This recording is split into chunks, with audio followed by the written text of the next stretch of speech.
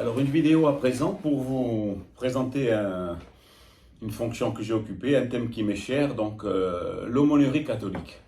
Alors, je commence par un passage de l'Évangile selon saint Matthieu. J'étais nu et vous m'avez donné des vêtements, j'étais malade et vous m'avez visité, et vous étiez en prison et vous êtes venu me voir. Donc rapidement, qu'est-ce que c'est un aumônier?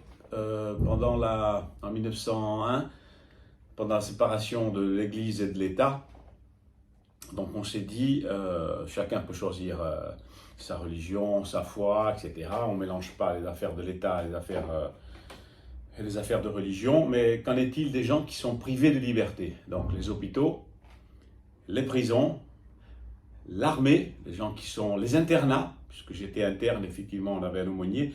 Donc on a dit, pour les lieux privés de liberté, on va nommer des aumôniers. Donc voilà, ça fait une centaine d'années que l'aumônerie existe, et moi j'ai choisi une des plus difficiles, c'est l'aumônerie de prison au centre pénitentiaire de Borgo. Je ne sais pas pourquoi, pas un matin je me suis levé, mais pratiquement, et j'ai dit je veux devenir aumônier de prison. Alors je suis passé par toutes les cases, par l'administration pénitentiaire, par une formation avec le curé, l'abbé Jean-Marie Préchet. Bref, tout ça s'est mis en cours, il y a une certification, une enquête, ça a duré 1 an. Et voilà, c'était une mission vraiment puissante, puisqu'on va en prison. À chaque fois, je me suis demandé, qu'est-ce que tu viens faire là? Mais à chaque fois que je ressortais, je dis, waouh, je sais pourquoi je suis allé. Donc les détenus nous le rendent au centuple, et effectivement, on va rencontrer Jésus en prison. J'en suis vraiment persuadé. Donc on est aussi apprécié par l'administration, qui sait qu'on temporise parce qu'on a un rôle aussi de psychologue, on fait parler les gens, on a des entretiens d'ailleurs privés à ceux qui le souhaitent. En gros, il y a une liste.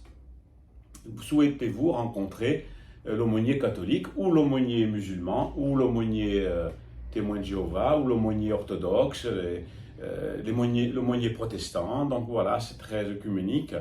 Et on a une liste qui est assez fournie, avec sur 250 places, on a à peu près 40, 30, 40, 45 personnes qui souhaitaient rencontrer. Je connaissais des gens qui étaient à l'intérieur, on leur donne la Bible, puisqu'ils ont le temps, et la prison, ça peut être ou bien l'enfer, ou bien l'occasion de retourner, parce qu'il y a beaucoup de récidives, ou bien une épreuve pour vous permettre de vous transformer. Et on en a réussi à en transformer pas mal. Donc voilà, on est apprécié par l'administration, on est apprécié par les détenus, même toutes sortes de détenus, parce que surtout, qu'est-ce qu'on fait? Nous, on ne juge pas. Quand on va là-bas, ils sont jugés en permanence, les détenus, par l'administration, par les juges, ils se jugent entre eux, et toute leur vie, ils ont été jugés, ils sont cassés, ils sont blessés, et nous, on arrive, même s'ils ont tué, volé, c'est pas notre problème. Nous, on les considère, on essaie de voir qu'est-ce qu'il y a à l'intérieur, et tout le monde a à l'intérieur un petit joyau, comme j'ai dit déjà à plusieurs reprises, et on essaie de le polir. Donc après, s'ils veulent nous parler de ce qui s'est passé, eh ben, on parle, mais surtout, on ne donne pas notre avis. Ça, c'est une des règles fondamentales. Et puis, évidemment, on ne parle pas. Dès que l'on sort, on revient à la vie normale, et tout ça est très confidentiel. Donc voilà, j'en profite aussi pour faire une petite statistique. En France, on a pratiquement 80 000 détenus, on est déjà au-dessus des taux. C'est un pays en Europe où on est en tête des prisonniers, et on demande d'en mettre encore plus à l'intérieur. Aussi un petit ratio, vraiment dans les grandes fourchettes, il y a un tiers d'indigents, donc des gens qui n'ont pas d'argent, ils sont là-bas, ils sont fauchés, ils n'ont rien. Un tiers d'étrangers, plus ou moins aussi, ils sont là pour plusieurs raisons, et un tiers de gens qui ont des problèmes quand même psychologiques. Des fois, il y en a qui ont tous les trois. Pour se donner encore une statistique, il y a pratiquement 50% de récidivistes.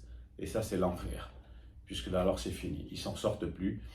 Mais la moitié quand même qu'on arrive à sauver.